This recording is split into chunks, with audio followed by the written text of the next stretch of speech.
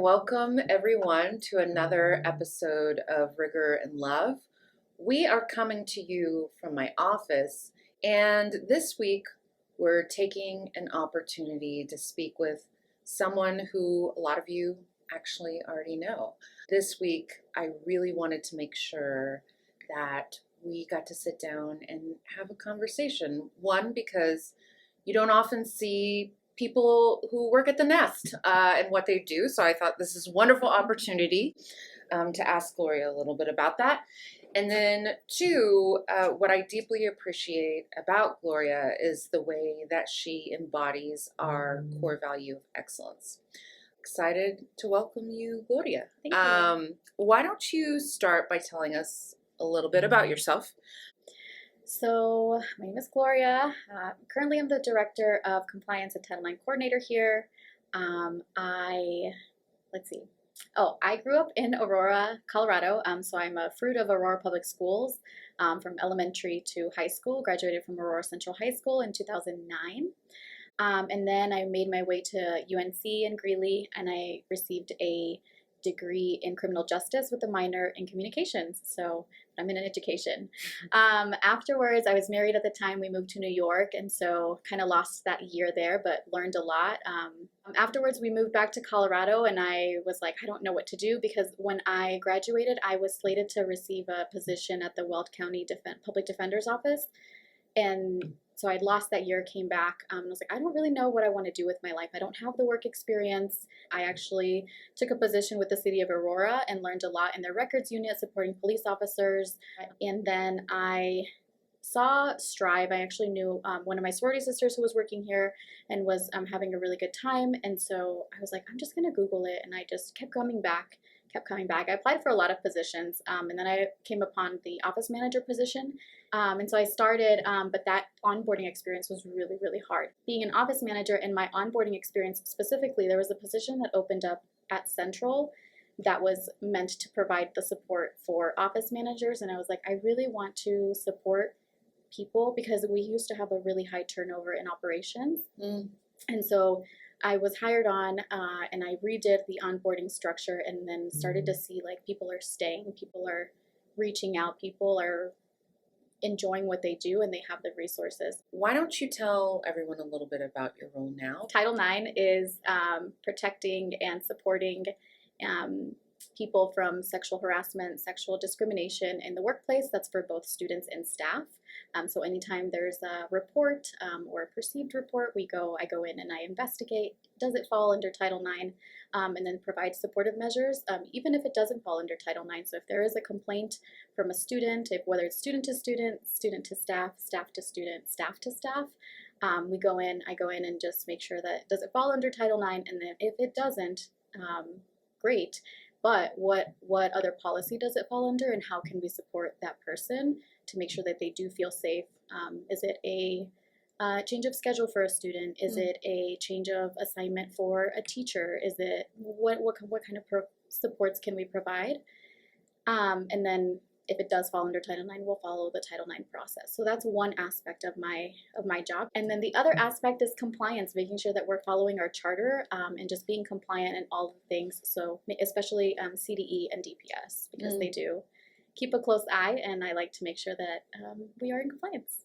Why did you make the switch over to this job? So what propelled your interest in it? And my background is in criminal justice, and I have always felt like there's something that I can do using my major. I was very scared, though, I'll say, because I knew nothing or very little in this specific element, but I said to myself, like, I need to challenge myself to keep exploring and to keep growing. I can't just stay stagnant. I need to continue to learn. And it's been a very humbling experience, because I don't know the answers to a lot of things, but I've learned to be more open and ask for questions, and just say, hey, sorry, I don't know the answer, but I will find it for you. It's just fascinating how so many of us are doing the work in different ways. And so when we have our morning meetings on Mondays, I always think about, okay, if I was to give an update, what update, and how is this update impacting student learning? So I can say, like, this week I closed out an investigation, and I know that the student is going to stay and meet persistence because they feel safe. That's right. See, this is what makes you really special, because what you just talked about has so much to do with adventure, being willing to take on a new challenge, something you didn't know. I think, definitely people have this perception to get jobs like that, or to even get jobs like mine, that you need to be an expert and know everything, and that couldn't be further from the truth. It has a lot more to do with your orientation towards learning and who you are. That's truly what makes folks successful. What drove your interest originally in criminal justice, and then why did you make the move, or what did you see as the connection between what you were doing in criminal justice to, what we do in education? Yeah, we talk a lot about like the school to prison pipeline and how it really starts here, and the actions that we take on a specific situation can alter a student's life forever. That's right. And lead through that pathway. And so what can I do, knowing that that may be the end, what can I do to prevent us to get there? Whether that's, a rigorous education, programming, support, counseling, like what can we do to prevent them to get there? And so that's one of my drives and my passions, is to stop that from happening through education. Well, I know that you are a cheer coach. I remember you just casually mentioning it one day, like, oh yeah, I'm the cheer coach. And I asked Carla, I was like, when is she cheer coaching? Like, she's also working full time. So I just thought it was really cool. So I'd love for you to tell me a little bit about that. So one, like, how did that come to be? Yeah. And two, why do you keep doing it? So how I came about it, so I started at Sunnyside, and I was there for about 2.5 years, and I started a program there. I had 5 dedicated children, and it was like, at first I was like, oh, it's only 5? I was like, you know what, it's okay. I'm going to make this experience great for them. And to this day, that is one of the hardest working teams that I ever worked with. That year, I ended up partnering with the coach at SMART at the time, and we had a combined practice. Oh, cool. Because I wanted the kids to get exposure to see themselves like in another setting. In high school, this is what we're doing now. This is what you could do in high school. Yeah. I was slated to actually be assistant coach a few years later, and right before the season started, the head coach quit.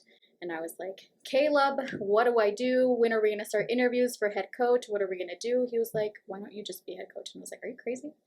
I am not qualified for that. Like, I am here to be the assistant coach. You tell me what to do. You tell me what to do, and I will do it. I was like, I don't know. I was like, taking on head coach is creating a program. What is your philosophy? Like, that's all of these things that I don't know. And there was like 35 girls in my interest meeting. And I was like, oh my, this is great. It's like, okay, we're going to just embrace this. We're going to go with it. This is a good problem to have. Like, trying to think positively. This is a great problem to have. How do I solve for this in my this is an adult problem, not a student problem. So, I love that. And it was a really, good year. A lot of learning. But what I came back to is like, kids really need this. Kids really want this opportunity. And like, how can I elevate this? I just want to make sure kids have access and opportunity for the things that they want to do, and exposure to the things that they want to do. I always believe that we're more than just cheer. We're more than pretty skirts and really pretty dresses, or pretty uniforms. Yep. We're more than that. We are strong, independent women, and we're even stronger as a team. And that's one of my mottos. We're student athletes. We do community service to make sure that we give back to the community, so that the community sees us as more than just cheerleaders. You talked a lot about access.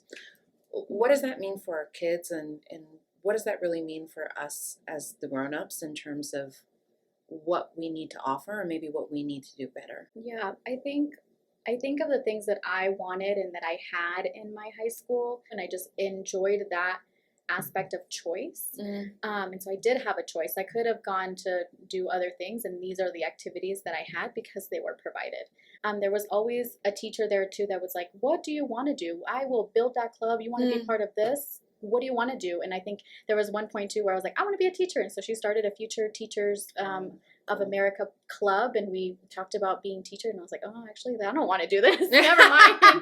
This is not this is not my route.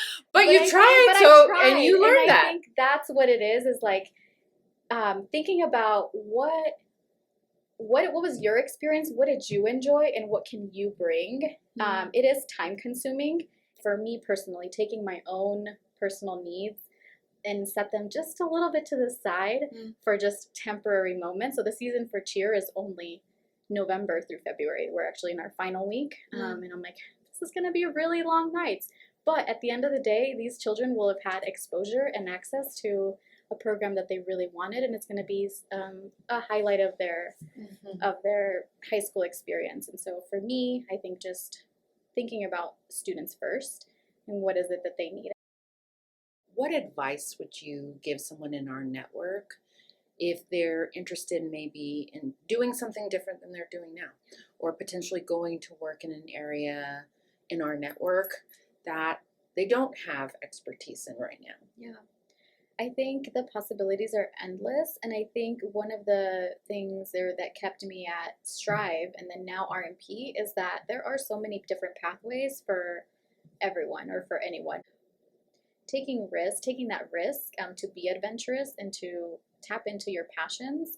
I did peak interviews earlier, finished them up this week and then last week. The peak teacher interviews, yes, yeah. Peak teacher interviews. Thank you for doing that, by the way. Thank you. Or there were 38. It's a lot. But one of the things that came out in the interviews is that people are very passionate about what they do, and when they are passionate, their work is extraordinary. That's right. And so if you're passionate about, being in operations, then do it, and then you will do it well because you have that passion.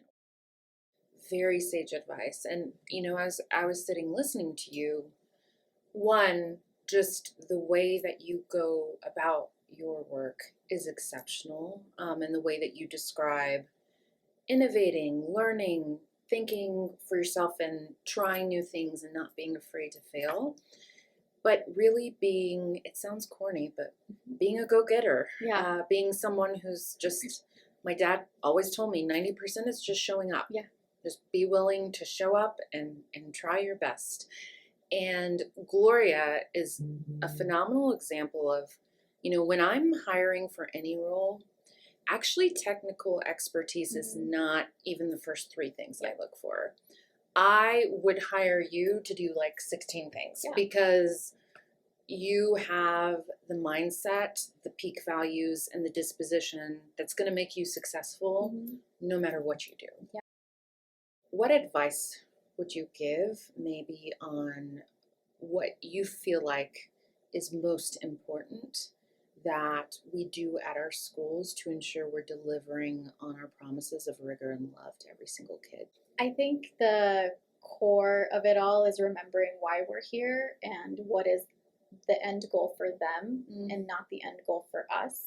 So, perfect example, again, cheerleading was not on my radar this particular season, but I knew that the end goal for kids is for them to have access and opportunity to be part of something. And that meant giving a little bit of my time up, and that's fine, because at the end of the day, their experience is more valuable, and what they're going to get is more than just your 2 hours at a time. And so I think remembering and centering on why we do what we do, and putting students first and putting them at the core of our decisions. I think that, that requires a labor of love. You have to love this work. Yeah. You have to be passionate about working with our kids and working with our families and working in our communities, because truly you could go get a job at a school anywhere. Yeah. This is not a job. This is a movement, what we're trying to do here. You've been doing this work for a while. So what do you do in those moments where you're like, I don't know how much more I have to give at this moment? How do you stay fresh? How do you stay motivated? Yeah, finding small ways to take care of myself. I think last year was a really, really good example of me figuring out I do need to take care of myself, and just finding those small pockets of joy. 1, I need to stay busy, and 2, also remembering that I can't do this if I'm not well. That's right. So I run or I exercise. One of the things, this is going to sound so cheesy and like I'm sucking up or something, but one of the things that you've said that has just stuck to me is it's not it's not about the goal, it's what the goal makes you do. And when I don't want to do, you know, my workout class where I'm like, I have to do how many sets, and like I go and I'm like, okay, it's not about the goal, it's about what the goal makes you do. All that to say is like, you have to find, I for sure have to find the small pockets of like, I need a breather, take care of myself, great, and now I have to keep going because I'm not done just yet.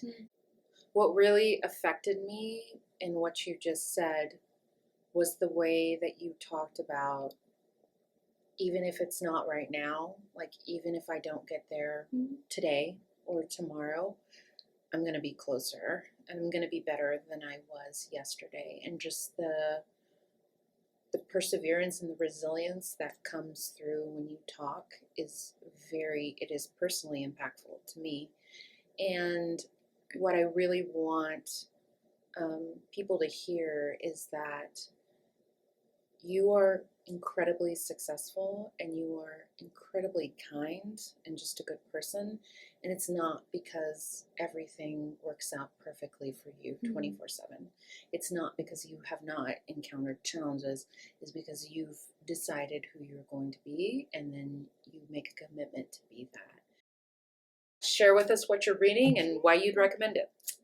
So I really like a lot of personal stories just to get to know the people that I admire. So Gracie Gold is the 2014-2016 U.S. champion for figure skating. And in another life, I would love to be a figure skater. Reincarnate me and bring me back as a figure skater. But Gracie Gold, I just started it, but it's a memoir, and she's talking about her struggles being the it child, the America's child, America's girl in figure skating as a champion, and like what that did to her in her journey, how it brought her, you know, anxiety and depression and an eating disorder, and just like how she went from loving this sport to just absolutely not loving it and not having a good time, and just that journey and where she is now. So it's Gracie Gold. It's called Out of Shape, The Worthless Loser. And yeah, I just recommend this one and any other figure skating books. Yeah. It's a very specific genre. Yes. Thank you for always living and modeling our values, and doing it in a way that certainly inspires me, and I'm sure now a lot of other people, to just do our best every single day. And I just, if nothing else, I want to encourage you, because you are seen and noticed and recognized for the incredible person and teammate that you are. So thank you for everything you've done for the network and for our kids. Thank you so much, and everyone have a great week. Okay.